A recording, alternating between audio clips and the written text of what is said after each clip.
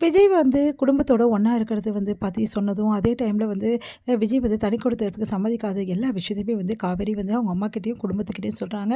அதை கேட்டு அவங்க அம்மா எல்லாருமே ஆச்சரியப்படுறாங்க. அந்த தம்பி பாவம் குடும்பத்துக்காகவும் அன்புக்காகவும் ஏங்கியிருக்காரு.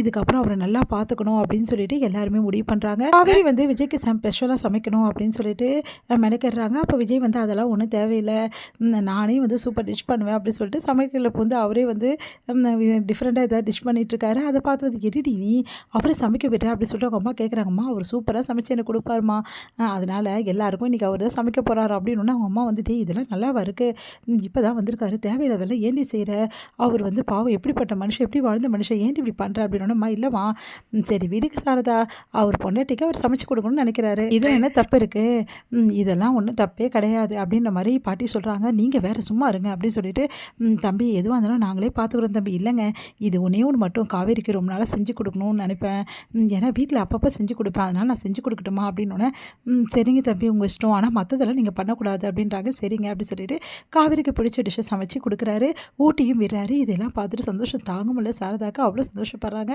2 பேரும் இந்த மாதிரி எப்போவுமே இருக்கணும் அப்படின்றாங்க. பார்த்தா கொஞ்ச நேரத்துலேயே வந்து அங்கே வராங்க யமுனா பார்த்து எல்லாருமே வந்து பார்த்துட்ருக்காங்க. அப்போ யமுனா ஓடி வந்து அப்படியே வந்து காவேரியை கட்டிக்கிறாங்க. அக்கா நீ கர்ப்பமாக இருக்கியா, கங்க்ராட்ஸ்க்கா அப்படின்றாங்க. தேங்க்ஸ் டி அப்படின்றாங்க. அப்போ வந்து விஜயை பார்க்குறாங்க. விஜயை பார்க்க முடியாமல் அப்படி தலை குனிகிறாங்க யமுனா. இங்கே வந்து அப்படி விஜய் வந்து யமுனா எப்போ வந்த நல்லா இருக்கியா அப்படின்னு கேட்குறான். நல்லா இருக்கேன் அப்படின்றாங்க. எல்லா விஷயத்தையும் இப்போ தான்க்கா கேள்விப்பட்டேன், அக்கா சொன்னா எனக்கு ரொம்ப கஷ்டமாக போச்சு, இந்த மாதிரி நடந்ததாக்கா, அவங்க டைவர்ஸ் பேப்பர்லாம் எடுத்து சைன் கேட்டாங்களாமே அப்படின்ற மாதிரி சொல்கிறாங்க. ஆமாடி அப்படின்னு சொல்லிட்டு பேசிகிட்டு இருக்காங்க. அப்போ வந்து இங்கே பாரு யமுனா, நீ வந்து இதுக்கப்புறமா வந்து நல்லா வாழணும் நிவின் கூட, இப்போது நிவினை பற்றி புரிஞ்சுக்கிட்டேன், சாரிக்கா என்னை மன்னிச்சிடு, நான் தான் தேவையில்லாமல் வந்து குழப்பம் அடைஞ்சிட்டேன், நிவினையும் பாடாப்படுத்திட்டேன், இதுக்கப்புறம் இப்படிலாம் பண்ணவே மாட்டேங்க்கா அப்படின்னு சொல்லிட்டு சாரி கேட்குறாங்க யமுனா. அடுத்து வந்து இங்கே எல்லாருமே வந்து சந்தோஷமாக பேசிகிட்டு இருக்காங்க. அப்போ விஜய் வந்து எல்லாருக்கிட்டையுமே சகஜமாக பேசுறதும் அதே மாதிரி சந்தோஷமாக இருக்கிறதையும் பார்த்துட்டு நிவின் வந்து ஆச்சரியமாக இருக்குது, அவ்வளோ பெரிய குடும்பத்தில் பிறந்துட்டு இந்த மாதிரி எல்லாரும் கூட இருக்கணும்னு நினைக்கிறாரு அப்படின்னோடனே, சின்ன வயசுலேருந்து அன்புக்காக ஏங்கியிருக்காரு நிவின், அதனால தான் அப்படி இருக்காருன்னு சொல்லிட்டு சொல்லிட்டு இருக்காங்க நம்ம காவேரி. அடுத்து வந்து எல்லாருமே ரொம்ப சந்தோஷமாக அவங்கவுங்க வேலையை பார்க்க போகிறாங்க. அப்போ காவேரி வந்து விஜய் கிட்டே உங்களுக்கு எதுவும் வேலை இல்லையா, நீங்களும் ஏதாவது வேலைக்கு போங்கங்க அப்படின்னு சொல்லிட்டு சொல்கிறாங்க. எனக்கு ஒரு முக்கியமான வேலை இருக்குது, அதுக்கு தான் இப்போ நான் கிளம்பிட்டுருக்கேன், எங்கேங்க அப்படின்னோடனே வந்து சொல்கிறேன் அப்படின்னு சொல்லிட்டு போகிறாரு. போயிட்டு திரும்பி வரும்போனா எங்கே இவர் ஆளே காணும், இவ்வளோ நேரம் ஆச்சு போய் வரவே வரல அப்படின்னு சொல்லிட்டு பார்த்துட்டே இருக்காங்க. என்ன காவேரி வாசலே பார்த்துட்ருக்கேன், இல்லைம்மா போனார் எங்கேயோ வெளியே போகணும்னு சொல்லிட்டு, ஆனால் வரவே வரல, தம்பிக்கு ஏதாவது வேலை வந்திருக்கோம் அப்படின்றாங்க. அதாம்மா தெரியல அப்படின்னு சொல்லிட்டு வழி மேலே வழிச்சு பார்த்துட்டே இருக்காங்க. பார்த்தா வந்து விஜய் வராரு.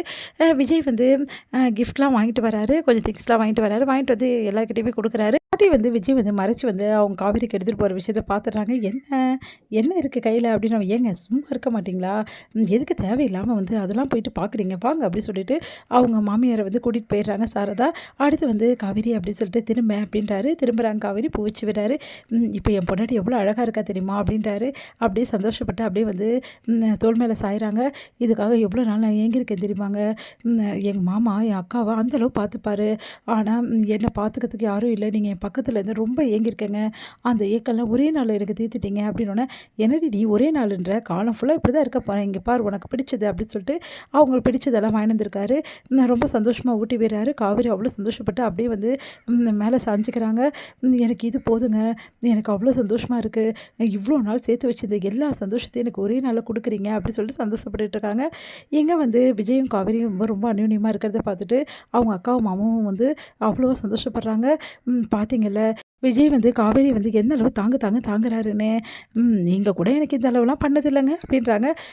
என்னக்கங்கா இப்படி சொல்லிட்டேன், நான் உனக்கு கூட தான் எல்லாம் வாங்கித்தரேன் அப்படின்றாரு. வாங்கி தரீங்க, இருந்தாலும் நான் சொல்லி தான் எல்லாம் வாங்கின்னு வரீங்க பாருங்கள். விஜய் அவரே வந்து யோசனை பண்ணி எல்லாம் வாங்கிட்டு வந்து கொடுக்குறாரு. சரி இதுக்கப்புறம் நானும் யோசனை பண்ணி வாங்கின்னு வரேங்கங்க அப்படின்னு சிரிக்கிறாங்கங்க. சரி வாங்க கடைக்கு போகலான்னு, என்ன இப்போ தான் வந்தீங்க மறுபடியும் கடைக்கு போகிறீங்க அப்படின்னோடனே, இல்லை சாப்பிட தானே வந்தோம் கிளம்பிடுறோம், ஏன்னா நிறைய வேலை இருக்குது கடையில் அப்படின்னு சொல்லிட்டு 2 பேருமே கிளம்புறாங்க. இதை பார்த்துட்டு வந்து சரி அக்கா என்னக்கா கிளம்புற அப்படின்னோடனே, ஒன்றும் இல்லை நடத்து அப்படின்னு சொல்லிட்டு கிண்டல் அடிக்கிறாங்க கங்கா காவேரியை. அக்கா போக்கா அப்படின்னு சொல்லிட்டு காவேரி வெக்கப்படுறாங்க. இதோட முடியுது.